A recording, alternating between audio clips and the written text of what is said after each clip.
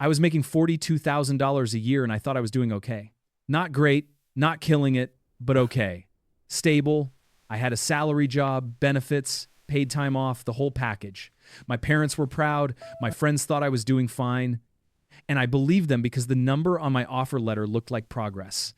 Then one afternoon, I sat down and actually ran the math. Not the number on the offer letter, the real one, after taxes, after everything the job cost me to show up for, after the hours I was actually giving, not the hours I was supposedly paid for. I divided what was left by the hours I actually surrendered. The number came out at under $12 an hour. I stared at it for a long time, and I got angry, not at myself, not at my choices, at the format. The annual salary format exists specifically so you never run that calculation. Because if your offer letter said $11 an hour, you wouldn't shake their hand. You'd walk out. So, let's run it on your 40 grand. The offer letter says $40,000 a year. Here's the only version of the math they show you. 40,000 divided by 2,080 hours. That's 40 hours a week, 52 weeks. You get $19.23 an hour. That's the official rate, the number that's supposed to make you feel compensated. Everything I'm about to show you is what they left out of that calculation.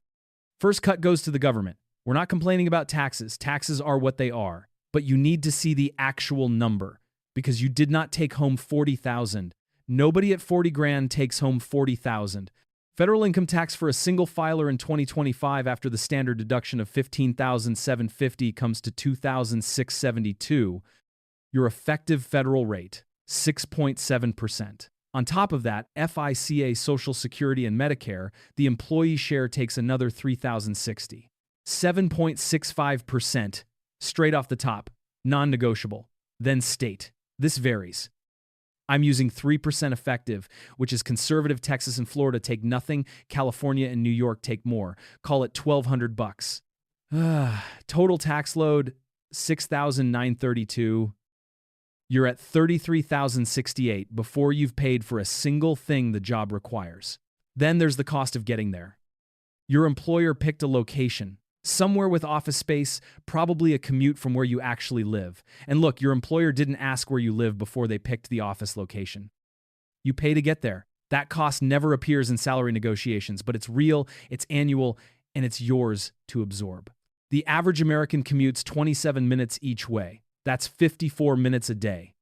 AAA data, fuel costs, wear and tear, insurance allocation figure, $2,000 a year in direct commute costs for a typical setup. That's conservative. Conservative.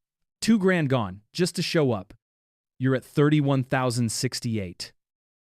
And we haven't touched the cost of actually being there yet. Then the cost of being there.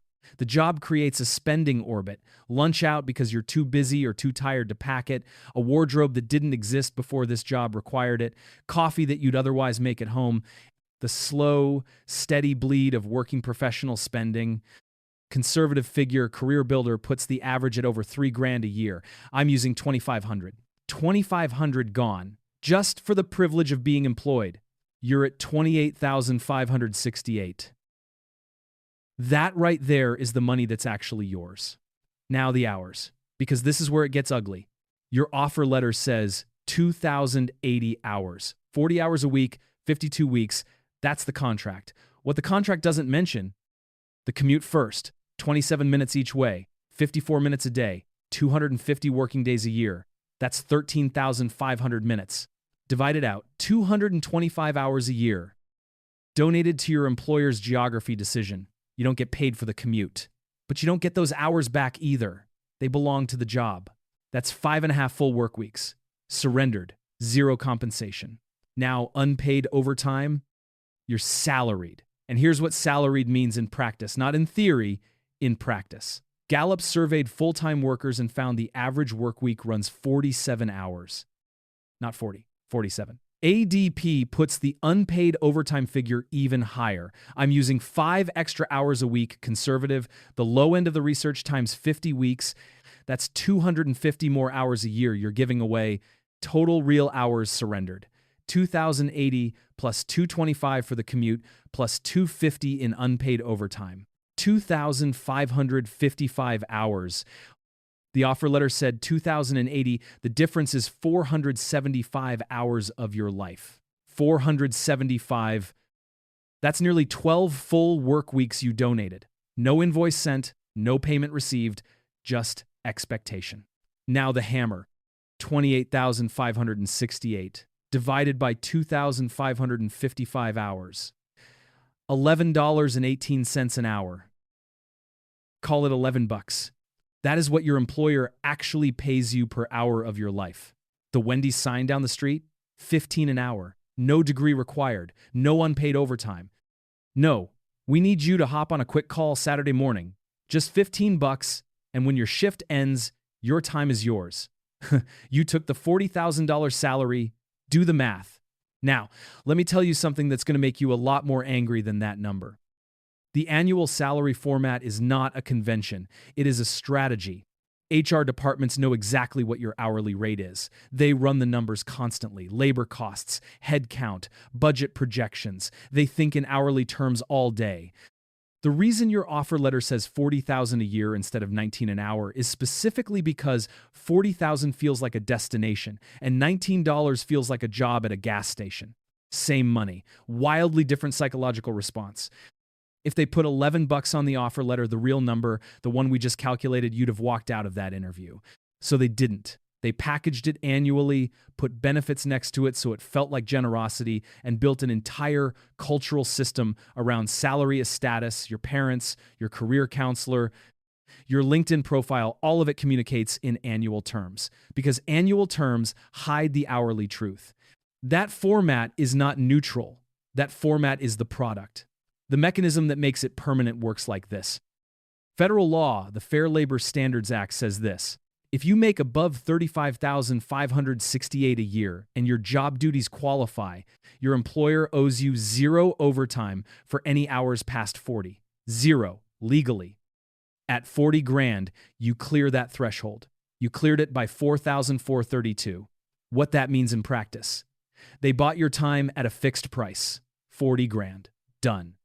Every hour past 40 that you give them, every just finish this up tonight, every can you hop on a call before the weekend, every hour of your life past what you were hired for costs them nothing, not a cent.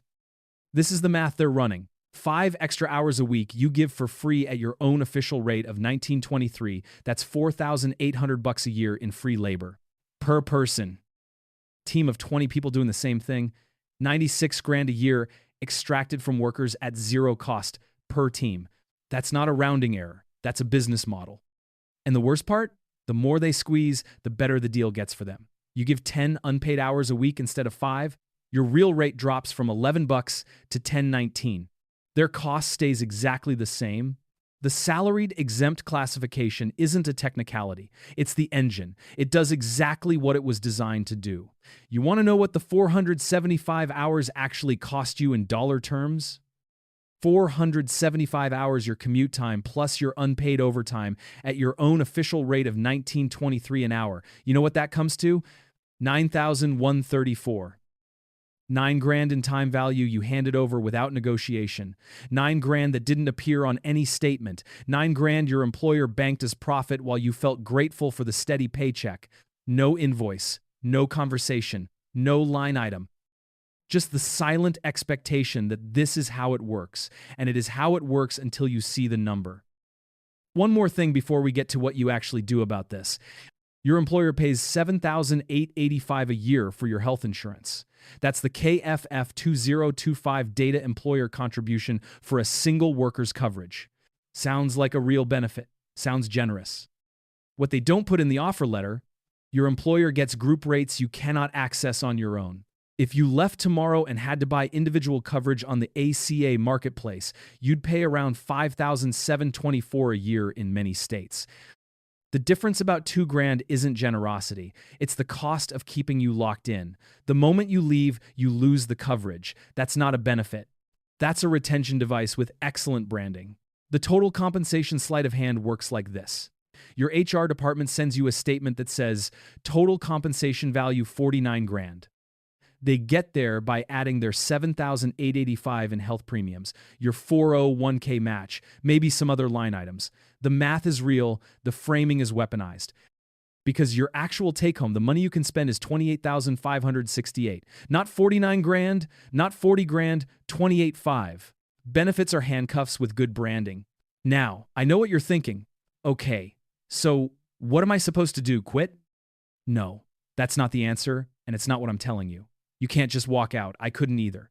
The $11 number isn't a verdict. It's a tool. The reason it matters is that you cannot renegotiate from 1923 because that number is a fiction. You can renegotiate from 1118 because that one is real. Every decision you make about your working life looks different when you're starting from the actual number. So what do you actually do about it?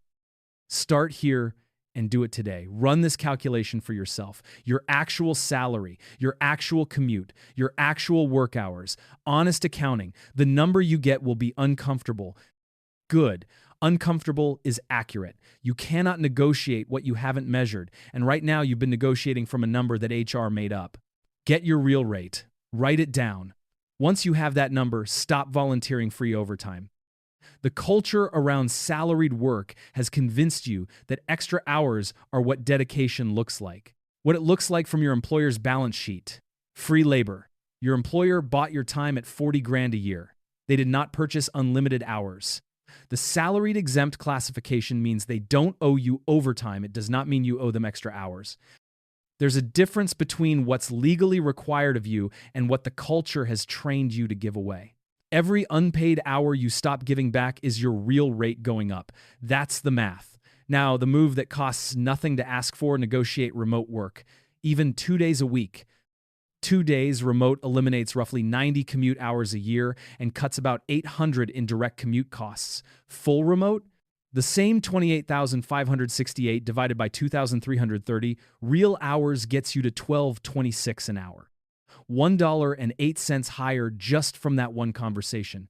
Most managers will negotiate hybrid before they'll negotiate salary. It costs you nothing to ask. And look, I know ask for remote work sounds like obvious advice, but you've been doing the math wrong. Now you know what that conversation is actually worth in dollar terms. That changes how hard you push. Next, reframe how you think about side income. If you've ever looked at a freelance project and thought, $20 an hour isn't worth my time, you were comparing it to 1923, the fictional rate. Compare it to 11. 20 an hour is nearly double your real wage. 5 hours a week of side income at $20, that's $5,200 a year.